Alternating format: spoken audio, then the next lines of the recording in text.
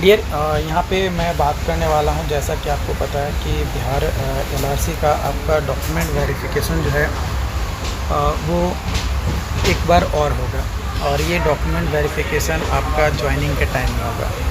और 3 जुलाई को आपको जो है अपना अपॉइंटमेंट लेटर यानी ज्वाइनिंग लेटर आपको जो है दिया जाएगा। तो उसके लिए कौन कौन से डॉक्यूमेंट आपको लेकर जाने हैं ये, और ज्वाइनिंग जब आपका होगा उसमें कौन कौन सा डॉक्यूमेंट लगेगा, वो सारी जानकारी आज की इस छोटी सी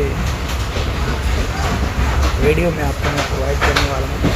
यहाँ पे नियोजन पत्र प्राप्त करने के लिए अपॉइंटमेंट लेटर प्राप्त करने के लिए जो इम्पोर्टेंट डॉक्यूमेंट्स हैं वो मैं आपको यहाँ पे बात कर रहा हूँ। तो इसमें आपको जो इम्पोर्टेंट है वो है आपका यहाँ पे पहला जो डॉक्यूमेंट इम्पोर्टेंट है आधार कार्ड। आधार कार्ड का एक फ़ोटोकॉपी और एक ओरिजिनल, उसके बाद पैन कार्ड, उसके बाद वोटर आईडी कार्ड। तो ये 3 में से कोई भी एक होना चाहिए, ये तीनों में से कोई एक होना चाहिए। Aadhaar card, PAN card, voter ID card, ये तीनों में से कोई एक। उसके बाद बीसीसी बोर्ड जो एग्ज़ाम कंडक्ट करवाई थी एलआरसी का, उसका एडमिट कार्ड और उसका स्कोर कार्ड, जो रिज़ल्ट आपका है कि कितना स्कोर आया।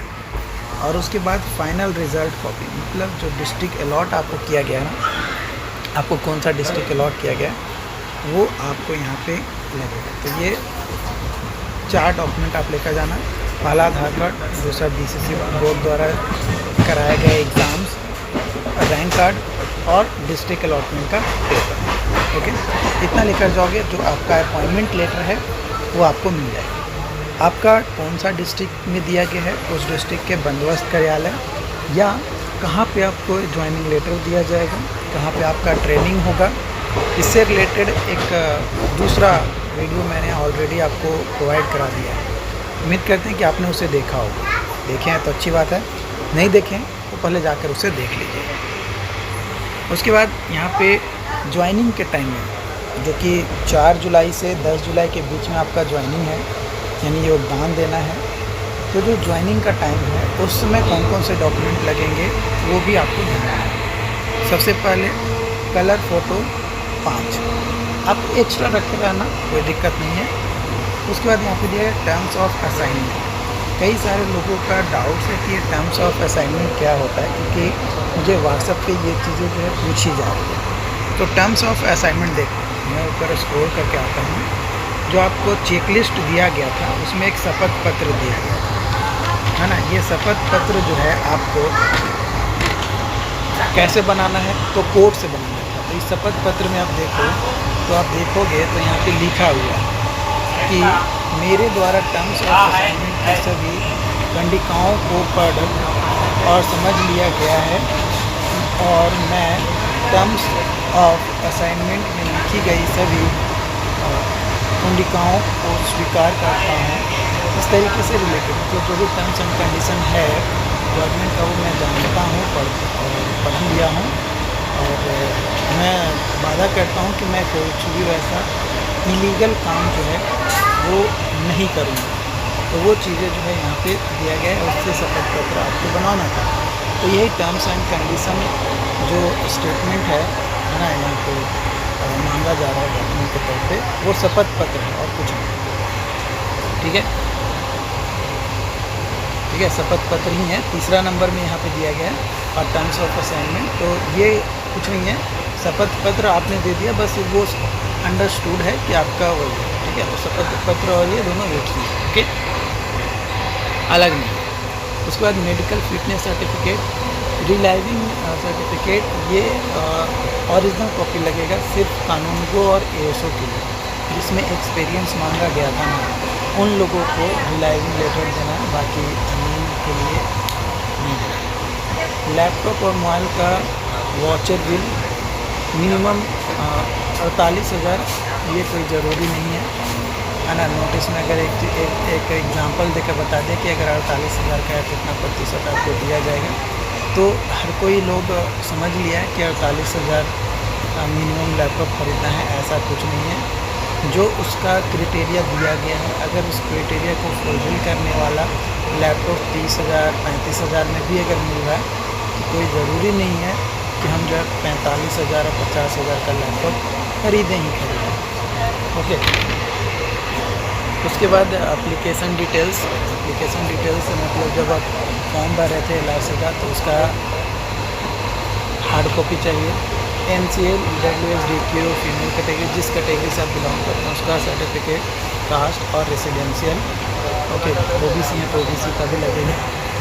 उसके बाद आपका 10th का मार्कशीट, एडमिट कार्ड, सर्टिफिकेट, है ना। उसके बाद अगर आपने 12th किया है तो यानी खासकर ASO के लिए ये आपका लगेगा। और डिप्लोमा ऑल सेमेस्टर का मार्कशीट अमीन और कानूनगो के लिए, वही बीटेक का बात किया जाए ऑल सेमेस्टर का मार्कशीट तो ASO के लिए सिर्फ डिप्लोमा सर्टिफिकेट अमीन एंड कानूनगो के लिए, बीटेक सर्टिफिकेट ASO के लिए, एक्सपीरियंस सर्टिफिकेट कानूनगो और ASO के लिए, सैलरी स्लिप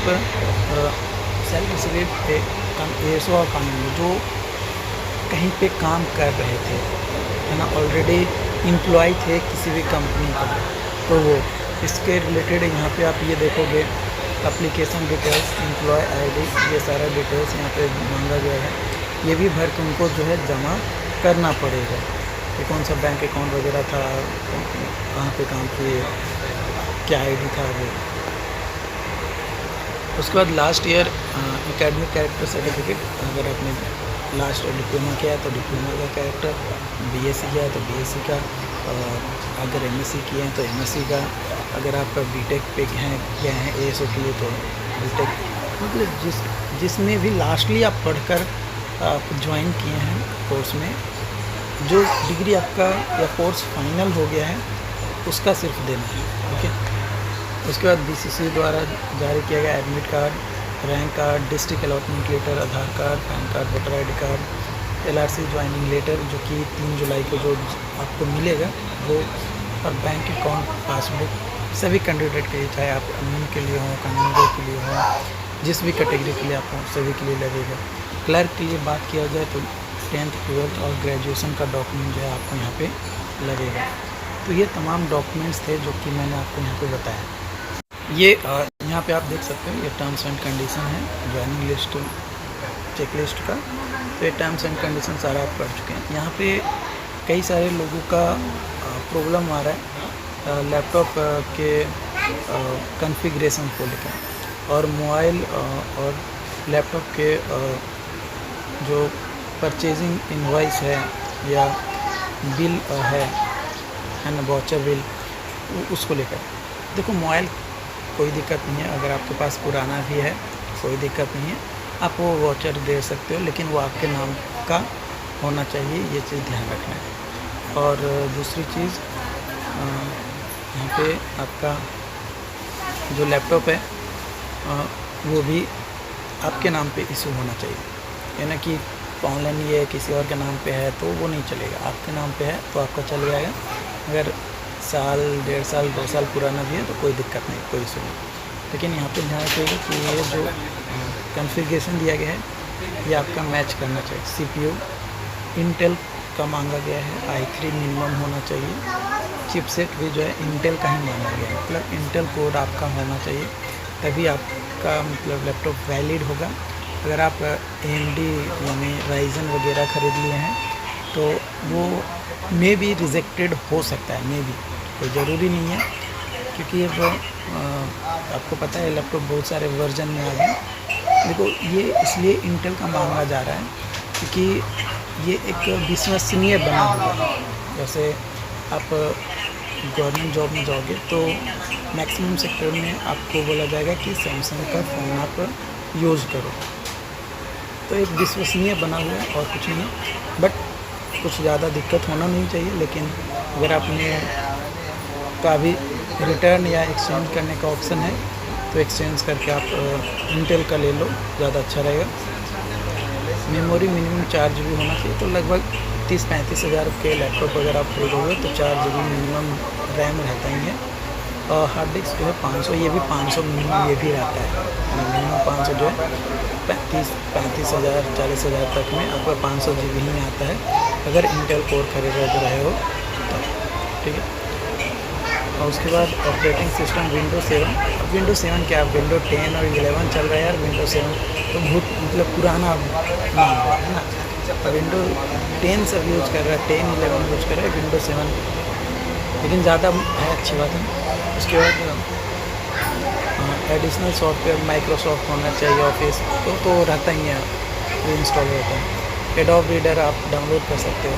एंटी वायरस 1500 का खरीद कर डाल सकते हो एंटी वायरस, बट इससे कोई ज़्यादा फ़र्क नहीं पड़ता है। ओके। और ब्राउज़र गूगल क्रोम, हर कोई अपना लैपटॉप में गूगल क्रोम को रखते हैं, इसमें भी कोई दिक्कत नहीं है। और one data card for internet, mobile के लिए मतलब अगर आपकी लोकेशन पे 5G पकड़ेगा तो आपको डाटा कार्ड रखने की ज़रूरत नहीं पड़ेगी। लेकिन अगर जिस एरिया में आप जाओगे उस एरिया में अगर आपके पास मोबाइल में इंटरनेट 5G नहीं पकड़ेगा तो 4G डाटा 1 MB पर सेकेंड थोड़ा मुश्किल रहता है चल पाना। मतलब ऐसा हो कि जो स्पीड अप हो, मतलब एक तरीके से मोबाइल आपका चल जाएगा यार, उतना ज़रूरी नहीं है मतलब डाटा कार्ड, लेकिन ले लो अच्छा रहेगा, आपको काम देगा अगर आपका काम है तो, नहीं तो इतना इम्पोर्टेंट नहीं है, आप मोबाइल के नेटवर्क से आप यूज़ कर सकते हो। ओके। एक और ये एक छोटा सा था जो कि मैं आपको बता दिया। ये टर्म्स एंड कंडीशन आप देख सकते हो क्या क्या है, कब आप डॉक्यूमेंट वेरिफिकेशन वगैरह सारी चीज़ें कब आपको रिजेक्ट कर दिया जा सकता है, कब भगाया जा सकता है, सारी चीज़ें इन्फॉर्मेशन इसमें दिया गया। अब यहाँ पे देख लो लैपटॉप के लिए बोला गया डिप्रिसिएशन रेट आपका लगेगा, जो कि कितने महीना का होना चाहिए, तो आपका डिप्रिसिएशन कितना मिलेगा वो एग्जांपल के तौर पे यहाँ पे दिया गया। 48,000 है तो आपको जो है 19,000 डिप्रिस। आपको ये चीज़ ध्यान रखना है, बाकी इससे रिलेटेड जो भी अपडेट्स होंगे आप लोगों के साथ शेयर किया जाएगा। और आपका कोई और डाउट्स रहता है, कोई सवाल रहता है तो आप कमेंट करके बताइएगा, बिल्कुल आपके सवाल का जवाब दिया जाएगा। Thank you.